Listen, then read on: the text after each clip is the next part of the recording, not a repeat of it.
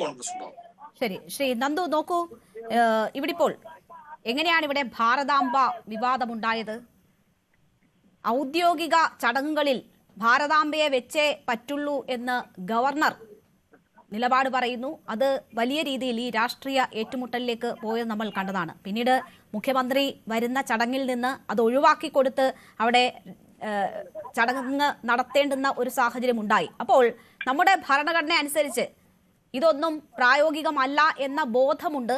പക്ഷേ വളഞ്ഞ വഴിയിലും മറ്റും എങ്ങനെയൊക്കെ നടപ്പാക്കാൻ പറ്റും എന്നതിൻ്റെ വലിയ രീതിയിലുള്ള പരീക്ഷണമാണ് നടന്നുകൊണ്ടിരിക്കുന്നത്. അവിടെയാണ് ചെറുത്തുനിൽപ്പ് ഉണ്ടാകുന്നത്.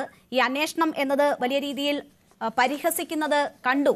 പക്ഷേ ഔദ്യോഗിക ചടങ്ങുകൾ ഈ രീതിയിൽ ദുരുപയോഗം ചെയ്യാൻ പാടില്ല എന്നത് വസ്തുതയായിരിക്കെ അതിനെ ന്യായീകരിക്കുക, അത് ഇങ്ങനെ ചർച്ചയാക്കുക, ഒരു അജണ്ട അതിനെയാക്കി അങ്ങനെ ചർച്ചകൾ മുന്നോട്ട് കൊണ്ടുപോവുക എന്നത് ഏതെങ്കിലും തരത്തിൽ ന്യായീകരിക്കാൻ കഴിയുന്ന കാര്യമാണോ? കേന്ദ്രമന്ത്രിമാർ ഉൾപ്പെടെയുള്ളവർ ഇങ്ങനെ വന്ന് പറയുകയാണ്, വേണ്ടെങ്കിൽ കാത് മറച്ചു പിടിച്ചു പോകൂ എന്ന് പറയുകയാണ്. അതാണോ ഭരണഘടന ഉദ്ദേശിക്കുന്നത്? എല്ലാവരെയും ഒരുമിച്ച് കൊണ്ടുപോകാനാണ്, ദേശഭക്തിയാണ് പ്രചരിപ്പിക്കേണ്ടതെങ്കിൽ അതിങ്ങനെ ഒളിച്ചു കടത്തേണ്ടുന്ന കാര്യമില്ലല്ലോ.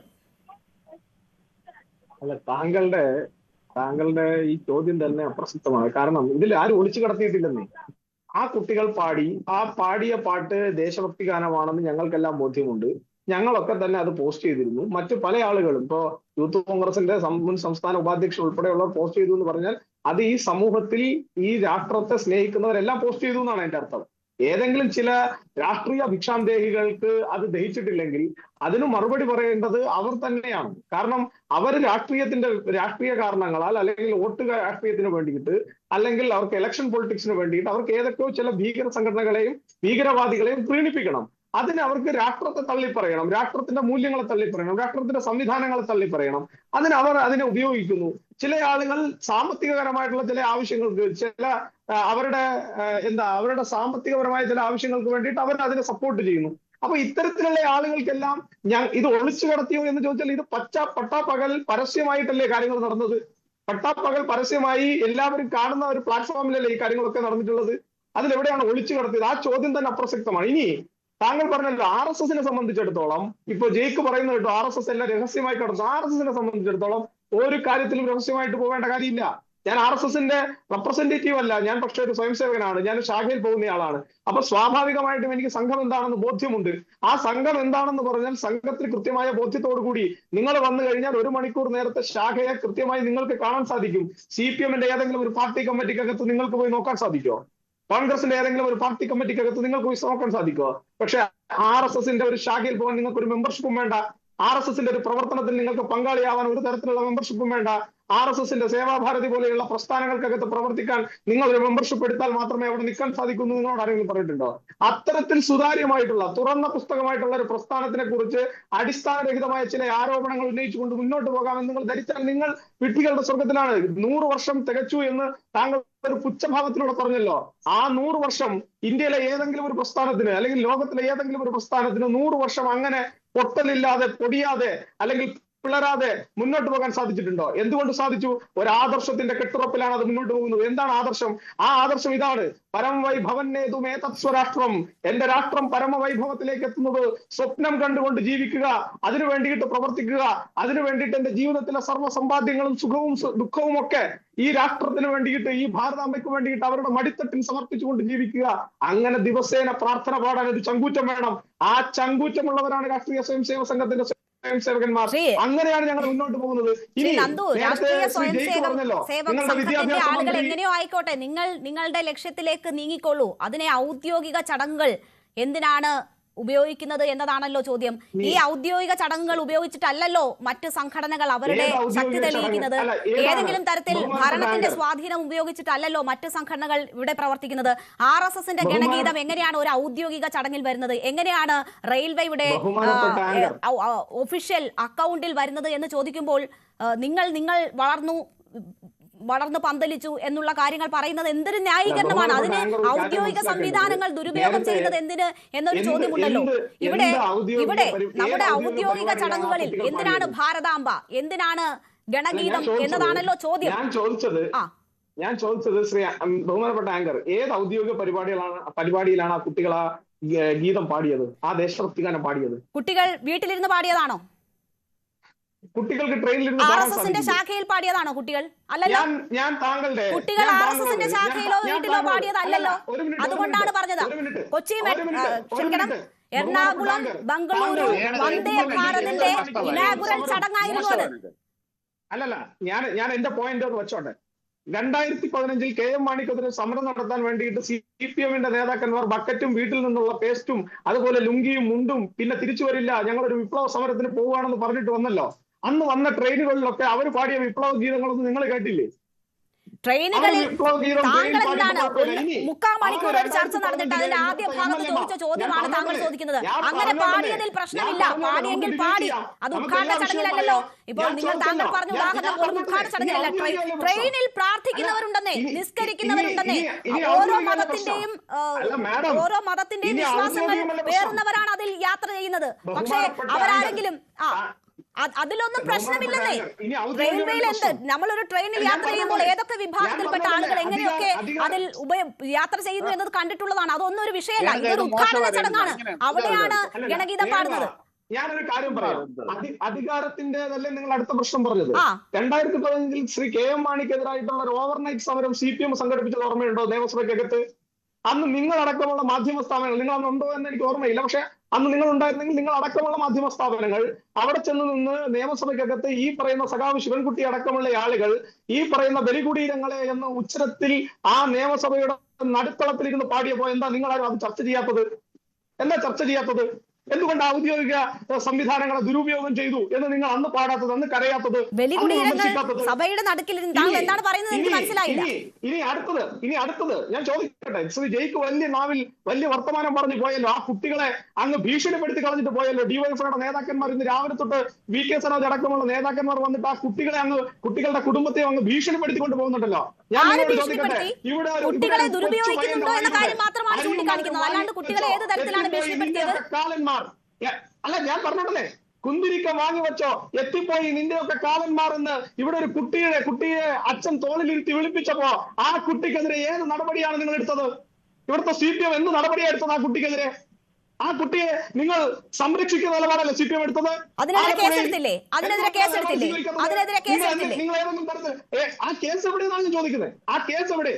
രേണുവിക്ക് പറയാം ആ കേസ് എവിടെയാണെന്ന്. കേസെടുത്തു എന്നത് താങ്കൾക്ക് ബോധ്യമുണ്ടല്ലോ. കേസെടുത്തു എന്നത് താങ്കൾക്ക് ബോധ്യമുണ്ട്. സഹായിക്കാൻ വേണ്ടിയിട്ട് നിന്നിട്ടുള്ള ജെയ്സി തോമസ് അടക്കമുള്ളവർ വന്നിട്ട് ഇവിടെ ഭാരതാംബയ്ക്ക് വേണ്ടി ഒരു ദേശഭക്തിഗാനം പാടിയ കുട്ടിയെ അങ്ങ് ഭീഷണിപ്പെടുത്തിയിട്ട് അങ്ങനെ ഏത് കുട്ടിയെ ഭീഷണിപ്പെടുത്തിയെന്നാണ്? എന്ത് വസ്തുതയില്ലാത്ത കാര്യങ്ങളാണ് ശ്രീ ജയ്ക്ക്.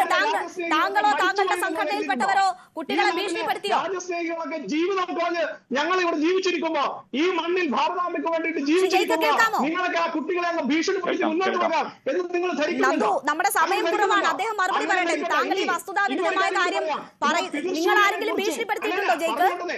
പറഞ്ഞോട്ടെ. താങ്കൾ ആവശ്യത്തിലധികം പറഞ്ഞു കഴിഞ്ഞു ശ്രീ. അദ്ദേഹത്തിനോട് ചോദിക്കട്ടെ, 5 മിനിറ്റ് മാത്രമാണ് നമുക്ക് അവശേഷിക്കുന്നത്. ശ്രീ ജയ്ക്ക്, നിങ്ങളുടെ സംഘടനയിൽപ്പെട്ടവർ ഭീഷണിപ്പെടുത്തിയിട്ടുണ്ടോ കുട്ടികളെ? ഞങ്ങളുടെ പ്രസ്ഥാനത്തെ കുറിച്ച്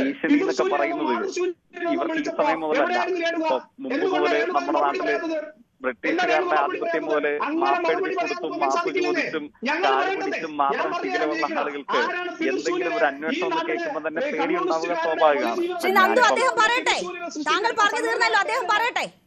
എന്താ പേരേതാ? ആ പേര് കമ്മ്യൂണിസ്റ്റ് പാർട്ടിന്നല്ലേ? അല്ലേ?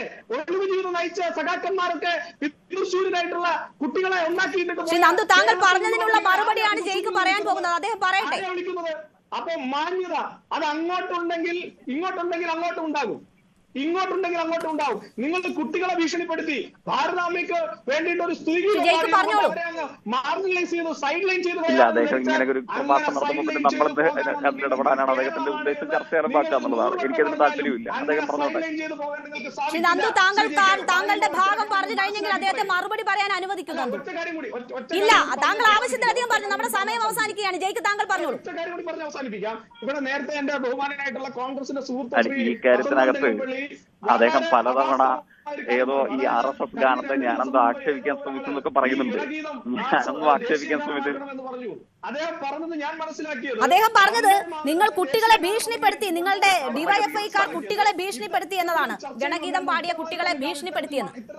അല്ല, ഞാൻ എന്റെ സുഹൃത്തിനോട് എനിക്ക് പറയാനുണ്ട്.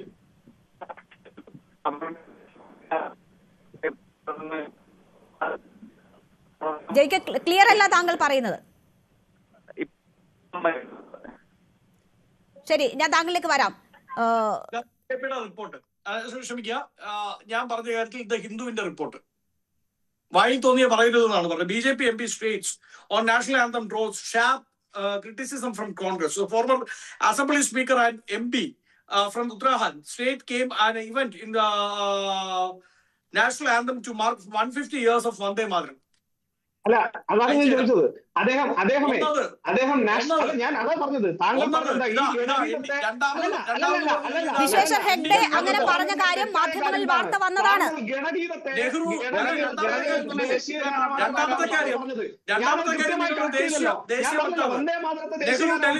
വന്ദേ മാതരം എന്ന് തന്നെയല്ലേ? ഞങ്ങൾക്ക് ബോധ്യമുണ്ട്. അങ്ങനെ വന്നിരുന്ന അല്ല, ആരെങ്കിലും പറഞ്ഞു എന്ന പൊട്ടത്തരം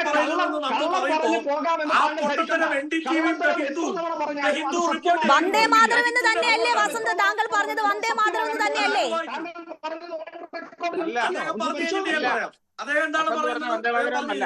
ഗണഗീതം ആക്കണമെന്ന് പറഞ്ഞു എന്നാണ് അവർ ആരോപിക്കുന്നത്. വന്ദേ മാതരം എന്ന് തന്നെയല്ലേ പറഞ്ഞത്?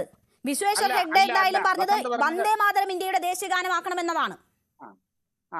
വസന്ത് പറഞ്ഞ അങ്ങനല്ല, അദ്ദേഹത്തിന് അബദ്ധം പറ്റിയതായിരിക്കും. ഞാൻ വസന്ത് പറഞ്ഞത് മനസ്സിലാക്കിയത് വന്ദേ മാതരം എന്ന് തന്നെയാണ്. അതിന്റെ വിവാദത്തെ കുറിച്ച് പറഞ്ഞിട്ടാണ് വസന്ത് അത് പറഞ്ഞത്. നെഹ്റു ഡെലിബറേറ്റ്ലി റിമൂവ് അദ്ദേഹത്തിന്റെ അവസരത്തിൽ പറഞ്ഞത് ഗണഗീതത്തെ ദേശീയ ഗാനമാക്കാൻ ശ്രമിക്കുന്നു എന്ന. ഗണഗീതം തന്നെ എത്ര ഗീതങ്ങളുണ്ട്? ഗണഗീതമായി നിങ്ങൾ 100-ലധികം ഗീതങ്ങളുള്ളപ്പോൾ എങ്ങനെയാണ് ഗണഗീതം ദേശീയ ഗാനമാക്കുന്നത്? ഞാൻ വന്ദേ മാതരം എന്നതാണ് ഗ്രഹിച്ചത്. നമ്മൾ ഇതല്ലല്ലോ നമ്മുടെ വിഷയം. ശ്രീ ജയ്ക്ക് താങ്കൾ കേൾക്കുന്നുണ്ടോ? അങ്ങനെയല്ല, വസന്ത് പറഞ്ഞത് ഗണഗീതത്തെ ദേശീയ ഗാനമാക്കാൻ നോട്ടീസ് കൊടുത്തു എന്നാണ് പറഞ്ഞത്. അങ്ങനെ തന്നെയാണ് പറഞ്ഞത്. നോട്ടീസ് എന്റെ നന്ദു, ഞാൻ പറയുന്നത് എന്റെ വായി തിരികണ്ട.